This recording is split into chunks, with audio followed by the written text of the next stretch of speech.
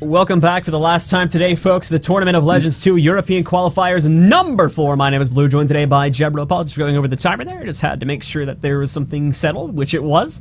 So with that said, our qualification for Europe is now complete, guys. We have all 8 of our teams that are going to be moving on. We're going to take a quick look at them very fast before we end up going into this final game. So once again, from this qualifier, we saw Cheesemo just move on, taking that 2-0 victory versus FoxForceFive, and just about 1 hour ago, we saw Don't Be a Maybe, Be a Sure took an excellent set versus ASDF, and as such, they have earned their qualification spot in the ToL2 Grand Finals. Last weekend, during the ToL2 Q3 Finals, and we're only taking a look at Europe now, we'll go over North America tomorrow. As we take a look at that, we ended up seeing, I believe, Wiggy's Wicked Wangang qualified, taking a 2-0 victory versus True Extinction in order to earn that. Team Exaltation as well took their 2-0 versus Husaria. Both those teams will be seeded into the Grand Finals. Moving on from that, Europe Qualifier 2. We saw Team Mist, previously known as the Civilized Gentlemen. They qualified, taking a 2-0 victory versus the legendary No Names, and as well Enhanced Gaming earned their qualification spot in a 2-0 versus 10 Seconds to Rage. Our last teams over in the first qualifier that we had a little less than a month ago now, I believe. Taking a look at that bracket, we ended up seeing, wait for it to load, there we go, 55 HP Monks qualified, taking a 2-0 versus Pizza with Nutella. And then last but not least, I Love Lunch took a 2-0 victory versus High Impact. So in the entirety of all of these qualifiers, there's only one set that ended up being a 2-1, unfortunately. Quite a few shutouts, but that last set we had there, that 2-1, was quite the set indeed, Jebro, wasn't it? Oh, I don't know if that's a way to describe something, but okay. I say it as like, today's blown my mind in terms of games, man. I mean, we've had some, it's all about the finals. It's going to be all about the finals, and we've got some epic teams in the finals. And I don't know who's going to win it. I don't know who's going to win it. I've got some ideas on who's going to win it, but there's the one thing that has come out of these qualifiers so far, which is why it's so good to have qualifiers, even if it's like over an extended period, is the fact that we've got to stream some awesome new people and being able to give so much coverage for these newer teams and these newer guys and these guys that have been playing for so long that only the competitive people know. No one else knows. Now people know these teams. They know Triple F, they know like Pizza with Nutella, they know all these newer teams as well that we've not seen, like Enhanced Gaming coming through and going to the finals. We're seeing some awesome players, and this is only we can only go up from here, and the finals is just going to be an epic watch, and we've got that in 2 weeks, and I can't bloody wait. And we've still got this game to come now, and even as a third place game, I think it should be pretty damn good. So once again, guys, as a quick reminder, your 8 teams that'll be going into the European Grand Finals. It's 55 HP Monks, I Love Lunch. I'm gonna wait for these things to load in between. It's a bit of an awkward pause here. We have Team Mist, Enhanced Gaming. Oh my. Come on, Battlefy. There you go. Okay. Team Exaltation, Wiggy's Wicked Wangang, and then from today, I can just remember this one. We don't need to do that. We're going to be seeing Don't Be a Maybe, Be a Sure, and Cheese Mode. Those are your 8 teams moving on to the Grand Finals. That final is going to take place on August 23rd, that stream as well. We're going to have more details on that coming up. Brackets for the European Finals will be released on Misspedia.net first on Monday. It'll be directly on the front page. They're actually on there now. They have not been seeded yet, but you can already see the brackets, so just go head over to Misspedia.net, and we have those brackets right on the front page. We'll have those up on Monday for both of the regions. So with that said, guys, we still have one more game to get to today, however, and we're going to head into that right now. Let's go directly into our in-game cameras. We're going to be seeing ASDF, Antisocial Dragon Finishers, over here on the red side, and they will be going up against FoxForceFive on the blue team. Jebro, what do you think about this matchup? They're still talking about the 499 game. Let's just have a look at the team comp. So we've got NG Napzor, we've still got the Thief on the opposite team. We do have an NG on each team, which is actually, we don't normally see NG on NG that much. Or we did see him 5 versus Kidder, actually, to be honest. But I don't know, actually. I'm not really too sure. I think Ishii's going to be, we've seen Ishii playing, they're in 3rd place. I'm in 3rd or 4th place, obviously. But I think Ishii's going to be one to watch for sure. I mean, and has really been one of my favourite players of this qualifiers, to be honest. I'm really enjoying watching this Thief play, and I think he's going to be really influential for the blue team to actually come away with the 3rd position and to go away with those qualifying prizes, because there is a lot of good rewards for these guys to get in 3rd and 4th place. But 3rd place is obviously a little bit better. But red team, you know, they've got a lot of experience, guys, you know, like Napsor, Amsterdam, in fact, the whole damn team, you know. I mean, these guys have been playing for a good fair while. This is a solid comp as well. I think these guys, both these teams are going to be solid, high-end competitive teams within the next couple of months, for sure. And I can't call it, actually. I can't call it who I think is going to win. I can maybe think that Blue might go for an offensive push. I do believe they did that before. Not sure who exactly, probably the Thief. Maybe we will see the Warrior run. Not 100% sure, but we'll have to wait and see. How about you? What do you reckon is going to happen? To be honest, it's weird, isn't it?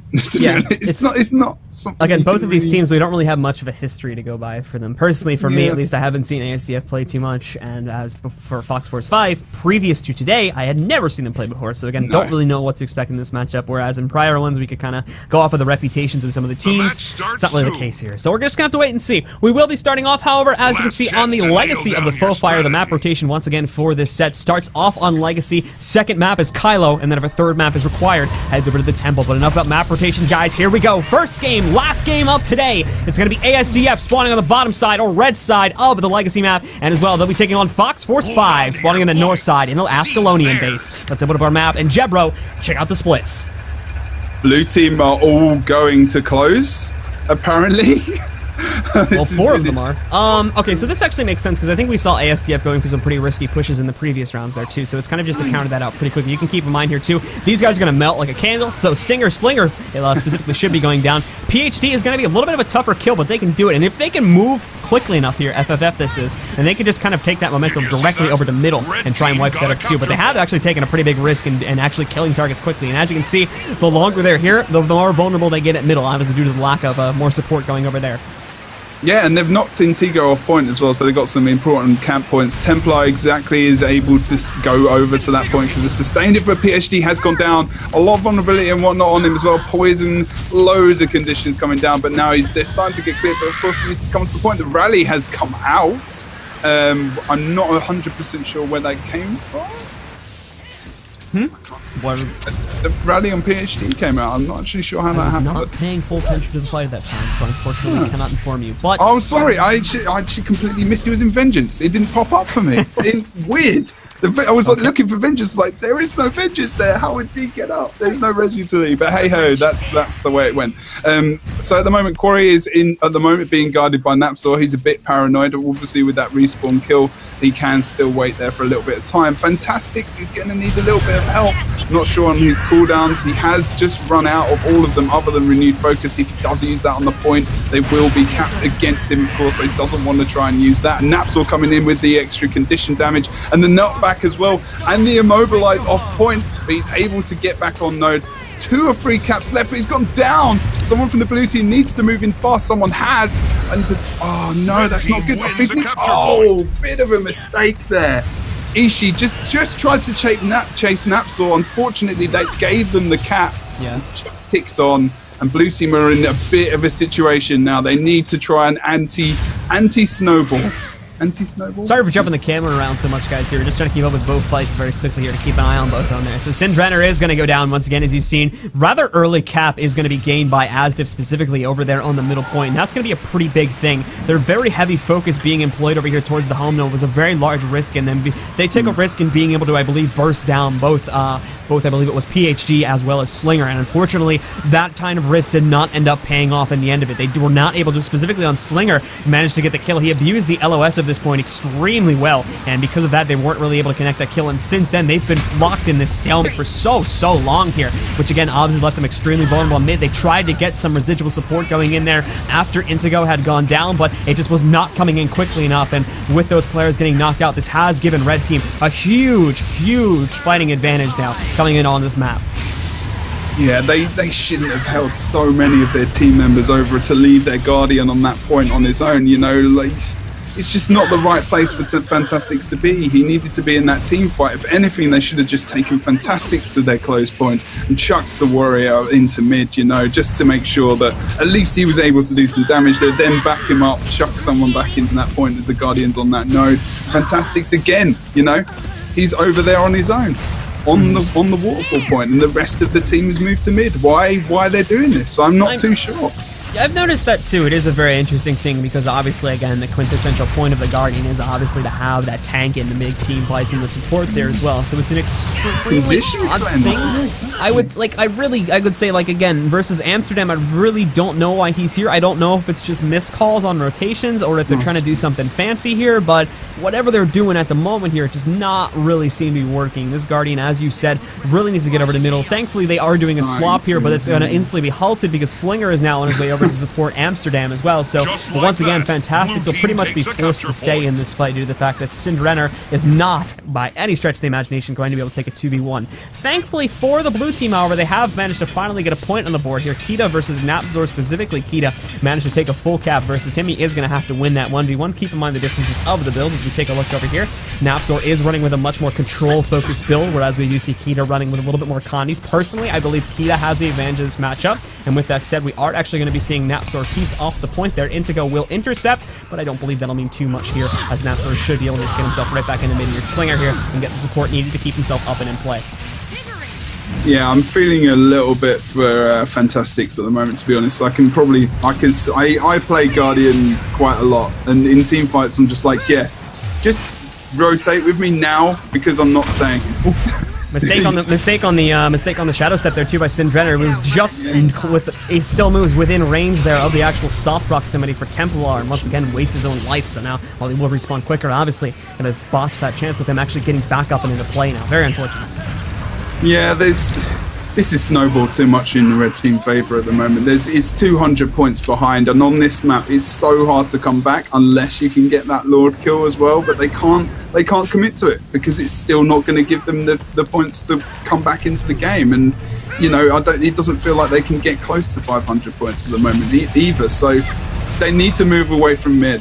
They need to move away from this node. They need to change the focus up. They need to change it back to waterfall. Keep someone, as they have done with Intego. Intego can hold Quarry really easily. They just need to move back to waterfall. They've started to do it, you know.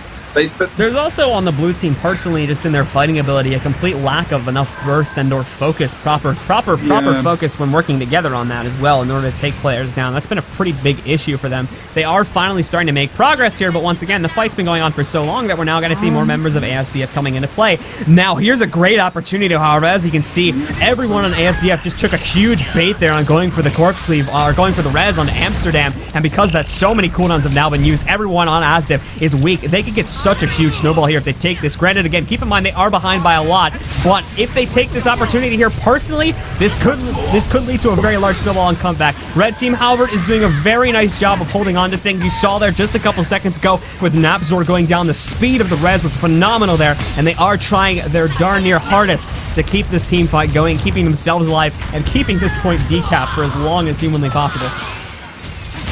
And it's just, you know, it's rolling away from them. They can't get the downs. They've been going for Napzor for so long now that he's saved the resi. Oh god, he's gone down again. I'm not sure. He's got a stab stomp here too, unless there's stealth. He's dead. And no, Napzor gets knocked out there. Another member of the red team gonna go into the downstate. Slinger is probably gonna be the next focus target here. As to take a look at him here, is doing a very nice job of staying alive, but his cooldowns will only last him so long. And there you have it. He's now out. Goes into the downstate. Has the guaranteed interrupt with Vapor Form there once more, but without that, as you can see, no one from the red team is really able to interrupt that. But even though blue team is looking good now, as they will take control of this waterfall probably soon, what's happening back over here? The respawns of all these dead players are now going to start funneling over towards Intego, and if they do not reinforce that, Intego unfortunately is not going to be able to outlast this. They need to support him now. Rotations need to be better, otherwise they're going to lose this point, and that appears to be the case. Intego forced off node. We do see Syndrenner coming in. He is going to jump onto the point to jump onto Amsterdam. If Intego can survive here for probably, I would say, about 10 more seconds, he should be in a fairly decent position, as not only will he be able to re-engage on the point here, but he's going to have support from his own Guardian there too, as well. He's got Water Tomb ready to go. I'm pretty sure those cooldowns should be coming up here soon. Good, excellent handling of the situation there by Intego, and as well, blue team is handling it good. But at the same time, unfortunately, they never managed to get control of the waterfall. As you can see, Templar once again got onto that and is going to stalemate that for an extremely long time. Kita, I believe, can eventually 1v1 this, but it's going to take him a very, very long time in order to do so. So with that said, blue team was probably, to be completely honest, much better off pushing back over here towards the quarry and trying to push the red team into a hole. It's good though, because he can actually CC him as well. If Templar's going to use all his cooldowns to survive as well, like, he's not going to be able to... He's going to be, you know, with those turrets still up, he might be able to get netted off point, which is what just happened just below, which he was able to get a few more caps if he gets that knockback as well. I believe he was using rifle, I can't remember. I can't see it because the animation's so small. Sorry, he is using pistol with the shield, so he's still got a bit of a knockback, you know, and slowly, this is a good position for blue to be in, but it's a bit too late in the game at the moment, unfortunately. I mean, at least they've taken the Guardian out of the fight so that they haven't got as much support. I don't feel like blue should be going for mid though. I mean, it is 2v1. They might be able to take Amsterdam quite quickly, but it's so big the point that, you know, they'll only get the decap. So really, it's still too long in the too long in the game for them to come back at the moment, especially on this map. And even with the one cap, you know, they're still trickling the points in, and it's just contested over the whole map. There's no definitive, you know, winner at the moment. You know, red have come back 2v1 now in the mid. Just like that. Blue team finally gets control of their home node. I honestly never given up, really. Honestly, I gotta ask you a question. Did they actually cap their home node before this, or was it completely decapped the entire game? It was decapped. No, I don't think it was ever capped. That's the first time it's been I think capped. that's the first time they've actually managed to cap it. So after 10 minutes, they finally got the cap on their home. I may be wrong, but I don't really seem to remember them actually ever capping that. So they finally got the cap, but as you can see, like Jebro was just talking about, this huge lead has been gained for ASDF here, and they do have that ability to stalemate a lot of these fights for a very, very long time. So they do have the ability with the current score differentials to just turtle the nodes that they have and win through that. Blue team, however, is going to attempt to do some risky business here. Their Elementalist going through the gate, Intego specifically, going to run into the gate here, try to take that out, should be able to do so. He's on his lonesome. I don't have too much faith in his ability to solo, especially with Slinger against him, but we're going to have to wait and see. Gets denied there with the Ellie line of warding. Trying to go up here now. Knocked down once again. Denied, but hold on. He does have Syndrenner with him here too. Red Lord been engaged. Oh my god. Was it these guys who came back in that game? No. That was whatchamacallits. Oh my god. Oh crap. Alright, well that camera review was absolutely terrible. Intego got zoomed into a corner there and we're on a 3v1 situation over on the waterfall as well, and Fantastics is probably the best man to be in that situation, but that's not going to end too well. Will they be able to get this Lord kill? I don't think so. It's not looking good. Although Ishi's coming in as well. Sparta Ishi's here. If he can get Syndrenner and if he can get both of them up, it might have a chance, but I don't know if they're going to get both of them back up. We're going to have to wait and see. Oh, and Tigo's up. Tigo's up. Double res coming in here now. Syndrenner doesn't really, or Slinger rather, doesn't really have anything to interrupt, so it's back up to a 3v1 over for the kill for the Red Lord here. Keep in mind, guys, that even if they kill this Lord, it's not going to be enough of a point differential to make a comeback, so this is really more for just kicks. So they are making it, though. It looks like they're going to actually take this down. Yeah, Red Lord should go down. Brings him up to 389 points. But Red Team still controls a double cap over at the waterfall and midpoint. So with that said, in about 40 seconds, kills not included, we will still be seeing ASDF take game 1. And they will, once again, be just one victory away from third place prizing and being in the gem money. Yeah, there is... Mid's not going to be able to be decapped in 25 points. It's one of those situations where it'll just take far too long to win a team fight, so there's very little chance of an actual comeback here. They do, as you can see back over here at the waterfall, they are going to attempt 1v2 Napsor very quickly, which is still a possibility, but even with that, again, mid is secure, and that can be turtled at this point. So, once again, congrats to ASDF. We will be heading over to the Battle of Kylo for Game 2 here, and to be completely honest, I'm much more confident in FFF on Kylo than I was on Legacy. What do you think? Yeah, I do think the same thing as well, because of, you know, they've got the Thief. I think that's going to be very, very beneficial for them. Red don't have anyone that can really, you know, they've got Slinger who can kind of port with the Lightning Flash, of course, but other than him, you know, they've got no one who can really be that mobile in that map. They're going to have to go around the windy bits of the map. I mean, it'd be nice. It might be funny to see some Treb action from the red team as well, actually. Maybe they'll think about that. I'm not too sure, but we did see a lot of Treb action the last time we were there, actually. It was quite interesting and quite different for once to see that in a game. But I think that, you know, Ishii's going to have a lot of fun on this map, and I think they might be able to take it. I think you're right. I think they might have more luck on this map, to be honest. And, you know, that Lord mechanic did help a lot coming back, but as long as they don't get pigeonholed and they don't send 4 people to close versus 2 people and stay there for like 2 minutes, 3 minutes of the game, then, you know, they need to disperse more, a lot quicker. Don't get pigeonholed. And then they can come back and they can actually, you know, I think we'll maybe go into a third game. So if they don't do that, I think we'll have a good third game maybe, but we'll have to see. Red were pretty damn good on that game, and maybe they just want it a little bit more, it feels like at the moment, than blue team do. They tried to get back in the game, but they just couldn't do it. It was too late. So hopefully that was just a warm-up for them, and maybe they can come back. Alright guys, so once again we are going to be moving on to our second round here in just a few moments. We're just waiting for the ready-ups here, but we'll be on the Battle of Kylo for our second game here. ASDF obviously in the 1-0 advantage. If they take this game, it's all over for today. They will take home the third place prizing, which includes the 77 Mystic Clovers and the 800 gems, and as well that'll give fourth place prizing to FoxForceFive, which still includes the Mystic Clovers, but no gems for them. Taking a look at the map very quickly, though, before we end up getting started. This map, once again, very much so focused on the ideals of Conquest itself. Not really any sort of secondary objective to mess around with the ideal of that. There is obviously still a secondary objective, which comes in the form of the trebuchets, but they are not worth any point value whatsoever. They are only a strategical advantage, located directly next to each team's spawn. Manning the treb and doing charge shots onto the points will deal quite a large amount of damage, as well as knocking down opponents if they don't have stability. And it can control a fight extremely well. We saw examples of that in previous sets too. I believe specifically on the ASDF versus oh my goodness, I can't remember team names. Don't Be Maybe Be Assured set. Yeah.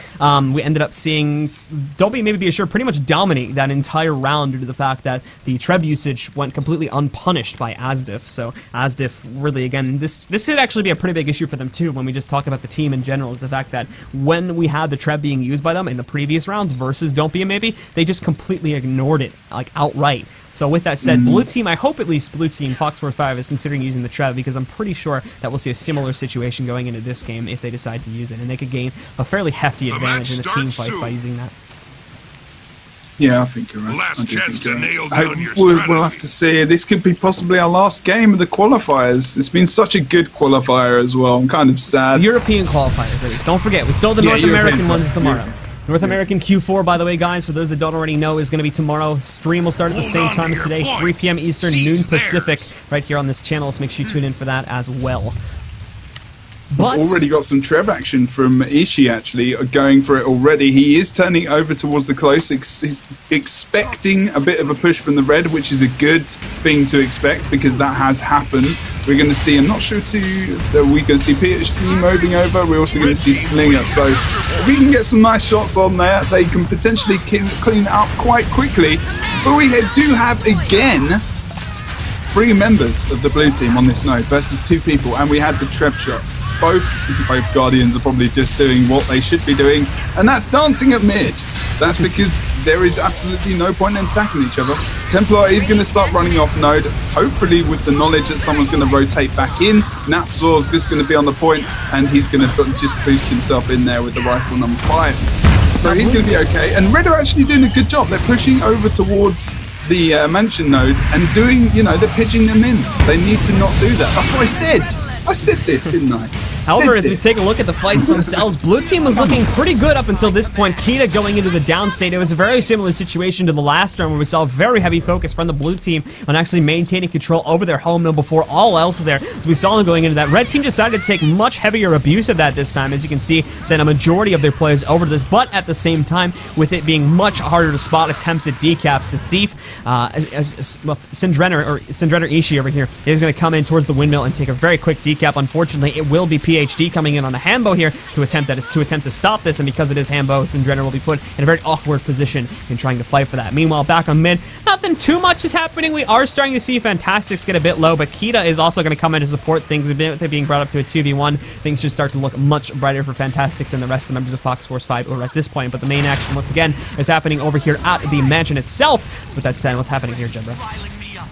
Yeah, I mean, to me at the moment it feels like Blue are a little bit tired, a little bit demoralised. They're not moving and playing the way they did in the last games. It's not the same team at the moment. There's a lot of, you know, maybe just from losing that game in the quarter to go through to the final. But at the moment, you know, red team are just getting those caps. I mean, Ishii did get the decap over at far, but he lost that 1v1 versus PhD, unfortunately for him. We did see, yeah, Fantastics are still under quite a lot of pressure, and just going to check his cooldowns. Not sure how well he's doing. He's still does have 2 shouts left, so he's doing okay.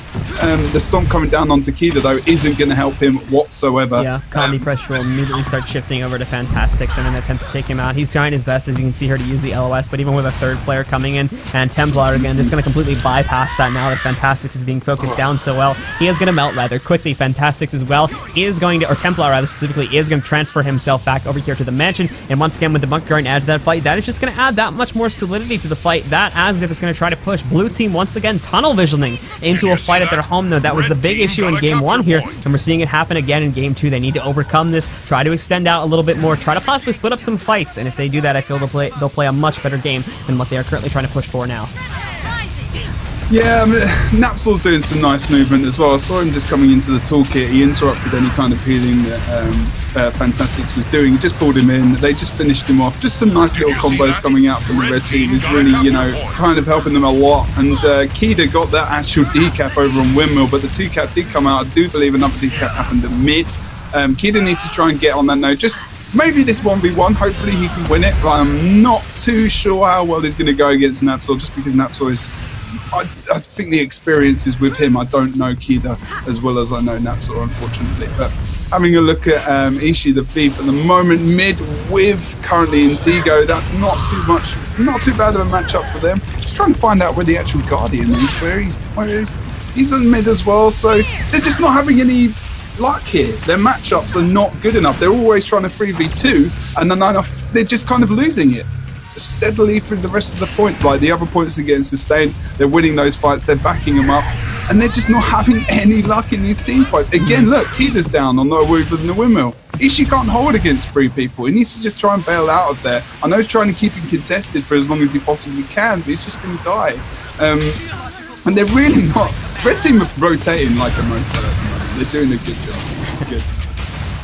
So taking a look at some of these fights here, once again back on the Windmill itself. Once ASDF looking very good over here with Syndrenor Ishii getting knocked down there, Kita as well. Taking out just a few moments ago, it's going to give red team that free mobility to move back over here and support mid. Where we do have, once again, actually blue team having a slight advantage versus Templar over here with both Fantastic and Intigo being on here. Even if red team does send a lot more players over here, blue team should still be able to survive for a fairly decent amount of time, assuming Intigo stays in the fight here, just due to the fact that, like we've talked about before, that DDLE not only provides a decent amount of damage on the targets, but can also support his own teammates fairly well as well through water attunement abilities. So even with that though, Templar unfortunately coming under this pressure, double dodging there, going to start to hurt him indeed after this heal is popped, and even more Condi is going to come into play now with Kita being tossed into the mix. We are going to be looking pretty confidently at a possible mid-cap over here over the next few minutes for FoxForceFive, but once more, again, that tunnel vision being acquired by this team has costed them a double cap once again, as Amsterdam steals the cap from their home node, and the far node, as we were seeing earlier at least, is going to go pretty uncontestedly in the favor of the red team too. This is too strong from red. They can just rotate from the out points. They'll get that decap again, blue. And look, Ishii again. He's versus Amsterdam over on the mansion point at the moment. Like, send someone else, because he's not winning. Like, it's not happening fast enough. They need to try and get these matchups a little bit better. I mean, Ishii's going for the decaps. Maybe he can rotate back over to Windmill. You know, he can get that decap, apply that pressure, pull one of the red team members out from mid, so they have to go back to Windmill, because they're not winning these team fights at all. I don't think they've won any. You know, I think they won one in on the last map on Waterfall. They've only just got the cap. 14 points to 256. You can't give it to blue at the moment. You just can't. Yeah, so, again. it is definitely a part of it. It's definitely part of their rotations, in my opinion. A lot of it comes down to the team fights too. It's a very similar situation, in my opinion, to the last game, where we see again red team just kind of having the bulk that they do here, just really unable to blue team unable to kind of spike through that quickly enough to make enough of an impact in the team fight, and red team just kind of beats them out through a war of attrition of cooldowns there. Blue team runs out of cooldowns first, and red team as well takes advantage of those mistakes that they make in fights, and obviously again in the long game end up coming out on top due to the fact that red team overall plays a much tankier build. Yeah, and even with like Napzor as well, he's doing such a good. Their rezzing is just awesome. Again, over a mansion, there's all right. They're 3v2ing, but they're jumping on their teammates very quickly when they're going down. They're backing up the points well. They're just out rotating and they're beating them in team fights, which gives teams no chance. Especially when there is no other mechanic to give you points. You know, you've got no backup there whatsoever. So your rotation have to be solid, your team fights have to be solid, your matchups on the points, your 2v2s, your 1v1s, your 3v3s, they have to be correct so good in this situation, but nothing, you know. Red are doing everything better, and they deserve to win this game at the moment. It must be so frustrating for the blue team again to be in this position, but you know, it's late, it's tired. We've got tired guys at the moment. They've been playing for a long time, and I do feel that that's something that maybe, you know, the red team are just less tired. They want it more. They definitely want those gems more. Indeed. So going back in to check out some of the more basic stuff happening in these fights at the moment, Sparta, Ishii, and Intego both going down here. Unfortunately, again, red team, it's clobbering time for them, taking down both of these guys and knock them out.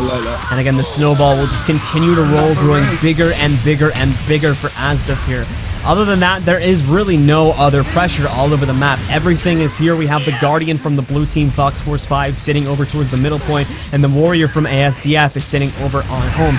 Sitting over on his team's home. There is really nothing else happening here. And if blue team is not able to overcome this, if blue team isn't able to make quick pushes with burst to knock people out, there's really just no chance for them in this game. And we haven't seen any evidence of that yet, so we're not too confident. Another big issue, personally, that I have seen from FoxForceFive is almost them ignoring the treb. When you consider, again, in the previous set, we saw ASDF, how much they were ignoring their opponent's trebuchet. They could easily jump on that and have it make a huge difference to them. I haven't seen them go on to it once, I don't believe, for the blue team. So if they just sent their thief over there to use that, or even Intego maybe, it would make such a huge difference, as ASDF, again, from that previous set, completely ignored the treb, and that was what made the game there. But they've just unfortunately chosen to not abuse this, what could have been an extremely heavy advantage in favor of FoxForceFive, and it has costed them quite heavily, as you can see here from the scores at the moment. And this rotation that just happened as well, the rotation literally just happened.